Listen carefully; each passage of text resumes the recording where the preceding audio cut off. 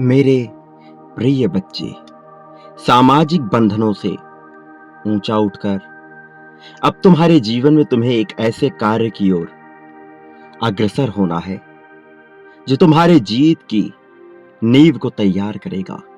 न केवल जीत की नींव तैयार होगी, बल्कि इस जीत के साथ ही तुम्हारी प्रगति चारों ओर फैल जाएगी। यह प्रगति न केवल आर्थिक होगी, बल्कि पूरी तरह से यह धर्मयुक्त, सांसारिक, सामाजिक, राजनैतिक, पारिवारिक और मानसिक, शारीरिक भी होगी। मेरे प्रिय बच्चे, अब यह जो जीत है, यह उस पुष्टि को सिद्ध करने का कार्य करेगा जो अब तक तुम करते आए हो। प्रिय बच्चे, जो मनुष्य सत्य की राह पर आगे बढ़ता है, जो मनुष्य धर्म के मार्ग का चयन करता है, उसकी राह में विपत्तियां आती ही हैं। ऐसा नहीं है कि विपत्तियों से ही उसकी सभी चीजें तय होती हैं, लेकिन विपत्तियां यह अवश्य तय करती हैं कि मनुष्य का मनोभाव कैसा रहता है। और जिस मनुष्य का मनोभाव स्थिर, अडिग और पूरी तरह से धार्मिक होता है, उसे जीत मिलने से कोई रोक नहीं सकता। तुम अब जिस पायदान पर खड़े हो, यहां से जीत ही जीत दिखाई देने वाली है। न केवल आगे की ओर, बल्कि तुम्हारे अतीत से भी अब जीत की आवाज गूंजेगी। तुम्हारे अतीत में जिन चीजों से तुम्हें परेशानियों का अनुभव करना पड़ा था, अब वही चीजें तुम्हारे लिए सत्य का मार्ग प्रशस्त करेंगी। और अब तुम एक ऐसे आध्यात्मिक यात्रा पर आगे बढ़ने वाले हो जिसमें हर तरफ से तुम्हें समर्थन, सहानुभूति मिलती रहेगी। और यह समर्थन तुम्हारे समृद्धि में भरपूर सहयोग देगा। और इस कारण से आज तुम्हें हर हाल में इस संदेश को पूर्णतः अंत तक सुनते ही रहना है। चाहे परिस्थिति कुछ भी हो, चाहे कोई तुम्हारे खिलाफ हो अथवा ना हो, चाहे तुम्हारी समझ में कुछ आ रहा हो अथवा ना आ रहा हो, चाहे तुम सही मार्ग पर हो अथवा गलत मार्ग पर हो, चाहे कोई तुम्हारा साथ दे या ना दे, चाहे तुम्हें अपने अनुभवों से कितने ही पीड़ा का सामना क्यों ना करना पड़ा हो, फिर भी तुम्हें इस संदेश को पूर्णतः अंत तक सुनते रहना है। किसी भी हाल में इसे बीच में छोड़कर जाने की भूल नहीं करनी है, क्योंकि आज यह संदेश केवल संदेश मात्र नहीं है, यह एक आगाज है। वो आगाज जो तुम्हें एक ऐसे मार्ग पर लाकर खड़ा कर देगा जिस मार्ग से तुम जो भी चयन करोगे वह जीत के मंजिल तक ही पहुंचेगा। प्रिय बच्चे, मनुष्य के जीवन में जब विपत्ति आती है, तब उससे उसके मनोभाव को तय किया जाता है। यह तय किया जाता है कि वह मनुष्य आगे जिम्मेदारी लेने के योग्य है भी अथवा नहीं। तुम्हें लगता है कि जिन मनुष्यों का जीवन बहुत ही सहजता से, बहुत ही आसानी से चल रहा है, यह एक मिथ्या है, भ्रम है जो तुम्हें ऊपरी वातावरण में दिखाई दे रहा है। एक माया है, एक ऐसा जाल जो देखने में बड़ा ही मनमोहक प्रतीत होता है, किंतु जिसके भीतर जो छुपा होता है वह तुम सोच भी नहीं सकते।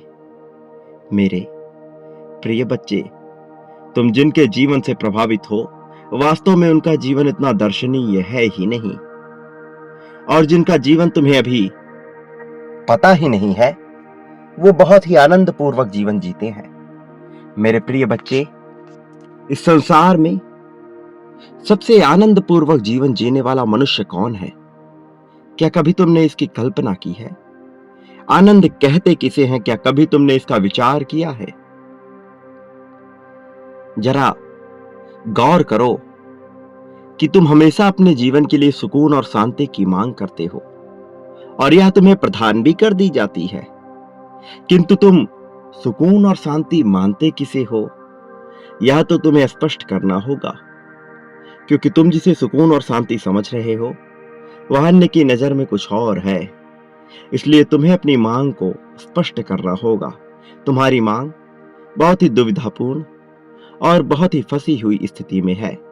जब तक तुम अपनी पूरी मांग में स्पष्ट नहीं रहोगे, जब तक तुम अपने जीवन के हर क्षेत्र में स्पष्ट नहीं रहोगे, तुम्हें इस तरह की समस्याओं का सामना करना ही पड़ेगा। और यह नियति का खेल है, इसे ही माया कहते हैं, जो इस धरती पर प्रत्येक मनुष्य भोग रहा है। इससे ही अनजान होकर इसी के हाथों अपने आप की बलि चढ़ा रहा है। मेरे प्रिय बच्चे, इस संसार में सबसे सुंदर कौन है? जरा इसका विचार करो। इस संसार में सबसे प्यारा कौन है? जरा इसका विचार करो। वो कौन है जो सबसे आनंद पूर्वक जीवन व्यतीत कर रहा है? किस प्रकार के मनुष्यों को आनंद हासिल होता है?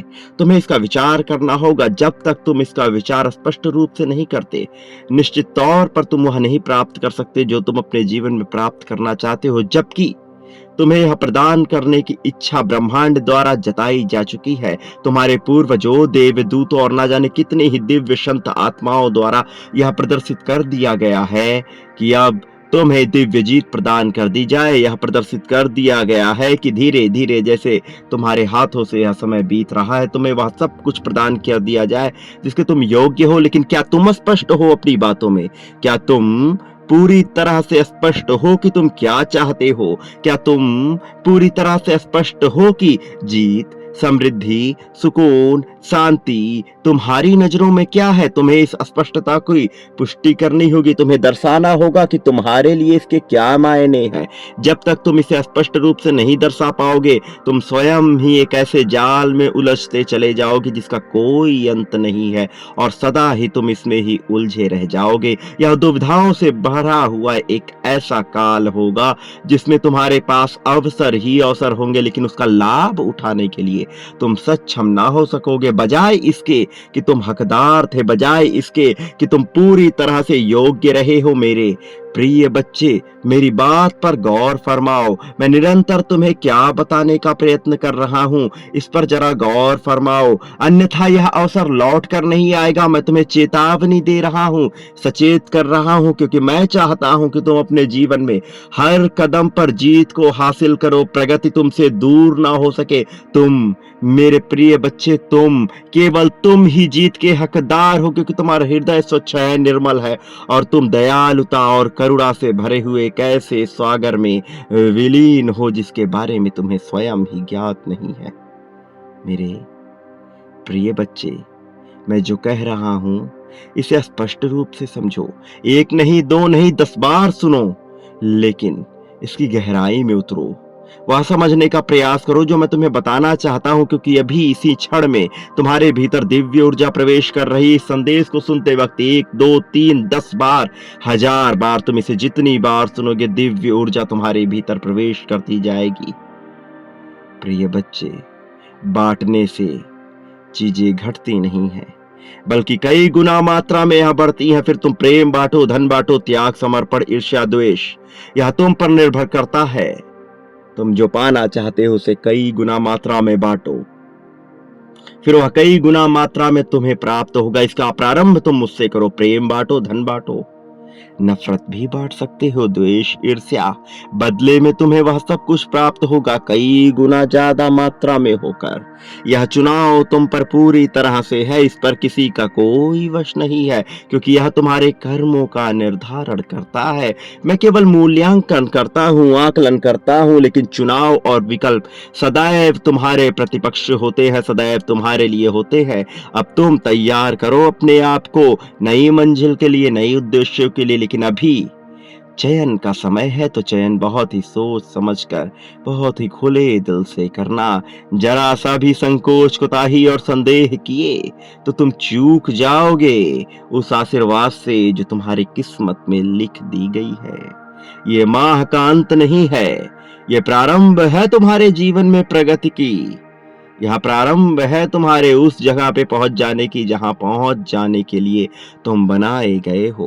प्रिय बच्चे, गौर फरमाओ कि वह कौन है जो सबसे सुखी है, जो आनंद में है। क्या तुमने विचार किया? चलो मैं तुम्हें बताता हूं। सर्वप्रथम वही मनुष्य आनंद में हो सकता है जो जीवन के हर पल में, हर चुनौती पे, हर संघर्ष पे, हर तरह की समस्या, सुख, दुविधा, दुख में एक समान रहता हो, वो जिसे इस बात से फर्क नहीं पड़ता कि आगे उसके लिए भविष्य के पिटारे में क्या लिखा गया है, अच्छा बुरा, ऊंचा नीचा, यह उसे कोई मायने नहीं देता। वास्तव में यदि उसे कुछ मायने देता है तो वह है उसका अपना जीवन, क्योंकि संसार में यदि कुछ सबसे कीमती है तो वह है मनुष्य का अपना जीवन, क्योंकि जब तक तुम्हारे पास तुम्हारा यह जीवन है तब तक ही तुम्हारे कर्मों का आकलन है, तब तक ही तुम्हारा लेखा जोखा है, तब तक ही तुम हो, तब तक ही तुम्हारा यह वजूद है। उसके पार तुम नहीं हो जाते, तुम वह परम तत्व हो जाते हो जिससे ही सब कुछ उत्पन्न हुआ है। तुम और मैं एक हो जाते हैं, लेकिन अभी इन क्षणों में तुम्हारा यह जीवन सबसे महत्वपूर्ण है। और इन क्षणों में जो मनुष्य मान्यताओं की और अधर्म के जाल में फंस करके जीवन में अधर्म का अनुसरण करता है, वह कभी भी किसी भी परिस्थिति में किसी के भी सहयोग से, अच्छा बुरा सही गलत, जीव अजीब सजीव, राक्षस दानव दैत्य या कोई देवता ही क्यों ना हो, किसी के भी सहयोग से वह वो नहीं प्राप्त कर सकता जो नियति उसे देना चाहती है, जब तक कि उसके कर्म धार्मिक ना हो जाएं। बिना धर्म के इस संसार में कोई सुई भी अपनी सही राह पर नहीं आ सकती, क्योंकि धर्म ही इस संसार को चलाता है। धर्म का अर्थ समझना मेरे प्रिय, या किसी पंथ, कार्य, निकृष्ट, छोटे, तुच्छ कृत्यों से लदा हुआ नहीं है। धर्म बहुत ही महान व्याख्या है। मनुष्य जीवन की सर्वश्रेष्ठ चीज है धर्म। धर्म है तुम्हारा अपना जीवन को समझना। धर्म है तुम्हें सही गलत के फेर में ना पड़कर, अच्छे बुरे के फेर में ना पड़कर, तत्कालीन परिस्थितियों में जो सबसे उचित हो, जो सबसे सटीक हो, जो सबसे उत्कृष्ट हो, उसका चयन करना। मैं हर उत्कृष्टता में मौजूद हूं।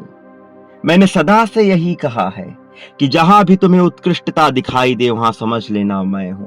तुम मुझे कोई भी नाम दे सकते हो, मैं तुम्हारे नामों का भूखा नहीं हूं। मैं तुम्हारे नामों से चयनित नहीं होता। मैं तुम्हारी मान्यताओं, तुम्हारे कृत्यों, कर्मों और किसी भी प्रकार की धारणाओं से बंधा हुआ नहीं हूं। मैं तो प्रेम हूं, शुद्ध, निर्मल, सात्विक, स्वच्छंद, मुक्त प्रेम। वह प्रेम जिसे तुमने महसूस किया है, वह प्रेम जिसे तुम महसूस करते आए हो, मैं वही हूं।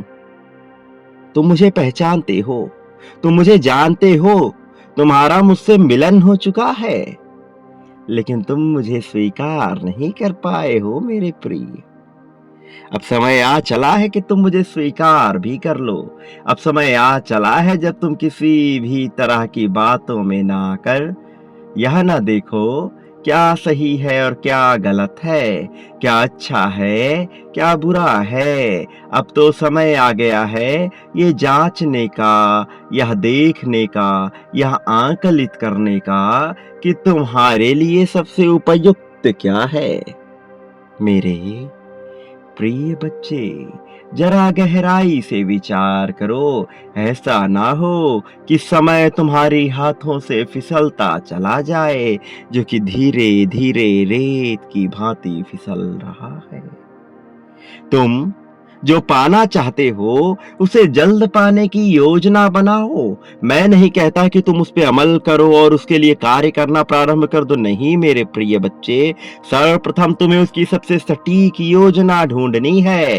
तुम बस शुरुआत करो। तुम्हारे कदम मैं अपने कदमों से मिलाकर आगे ले जाऊंगा। तुम यदि धीरे चलोगे तो मैं तुम्हें दौड़ाऊंगा, तुम दौड़ोगे तो मैं तुम्हें उड़ाऊंगा, और मैं तुम्हें वहां पहुंचा दूंगा जहां तुम सोच भी नहीं सकते। लेकिन तुम्हें प्रयास करना है, प्रारंभ करना है अपनी गति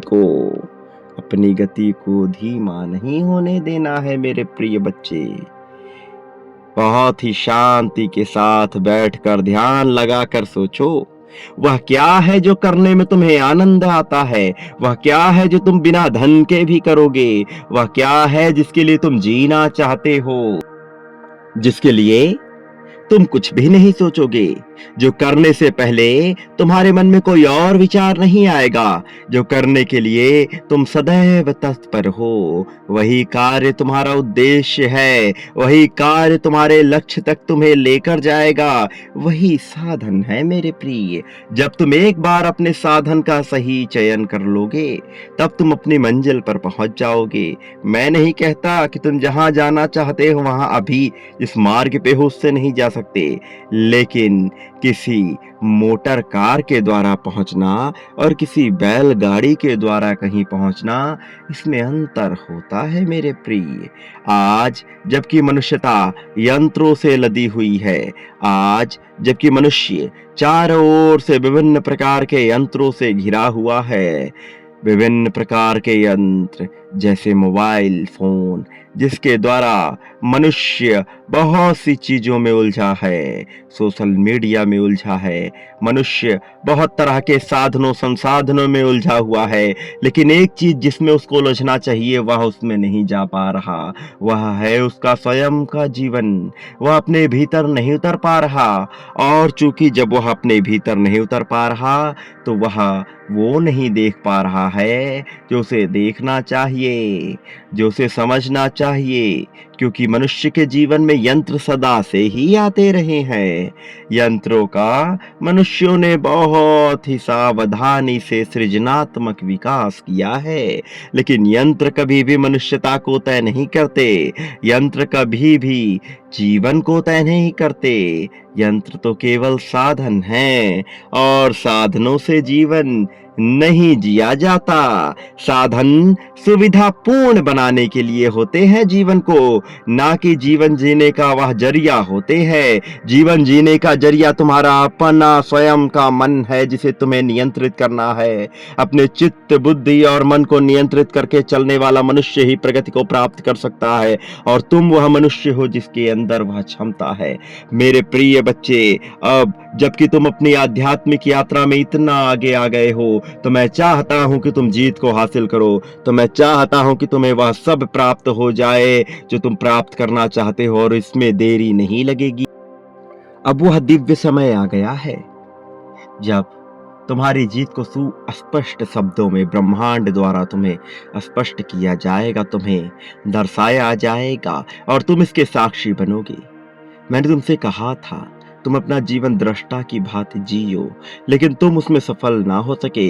लेकिन तुम्हारी इच्छा है दृष्टा की भांति जीवन जीने की, यह मेरी समझ में आ रहा है।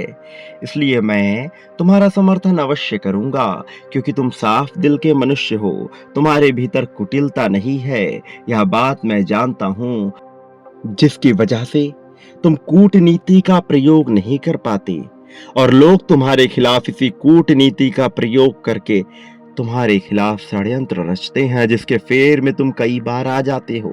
लेकिन मैं तुम्हारा कभी नुकसान नहीं होने दूंगा इससे। मैं सदैव तुम्हें इससे बचाऊंगा।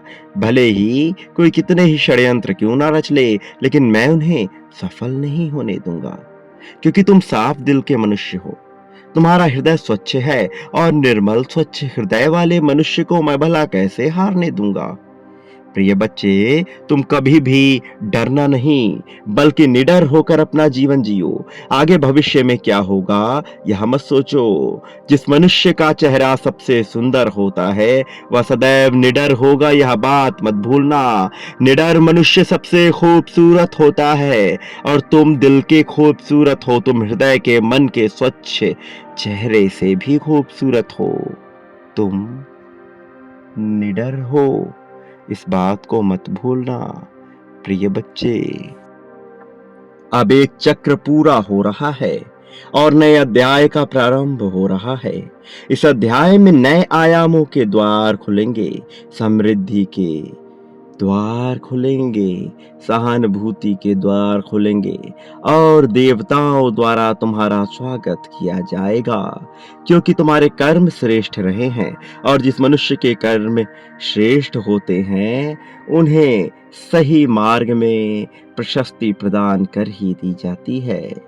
मेरे प्रिय बच्चे, अब तुम्हारे प्रशंसा पाने का समय आ चला है। अब तक तुमने जितने भी कष्ट देखे थे अब उनका हिसाब होगा। अब कष्टों का नहीं खुशियां मनाने का समय हो चला है। अब खुशियां मनाने के लिए तैयार रहना। किसी भी तरह की मुसीबत यदि तुम्हारे पास आती है तो उससे जरा भी भयभीत ना होना। वह मुसीबत किसी काम की नहीं होगी। वह एक प्रक्रिया का हिस्सा मात्र होगी जिससे तुम्हें भयभीत नहीं होना है।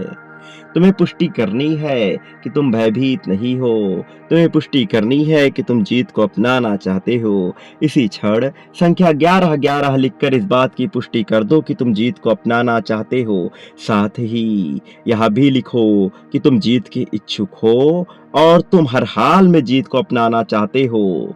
मेरे प्रिय बच्चे, जरिया ढूंढो चीजों को दो गुना करने का, फिर सब कुछ अपने आप होने लगेगा। मेरे प्रिय बच्चे, इसी क्षण पुष्टि करो, तुम्हारी जीत की नींव रची जा रही है। इसे सत्य हो जाने दो। किसी भी तरह की चिंता से घबराना नहीं, विपत्ति से घबराना नहीं। अब तुम्हारे लिए नए द्वार खोले ही जा रहे हैं, उसमें अब देरी ना हो सकेगी।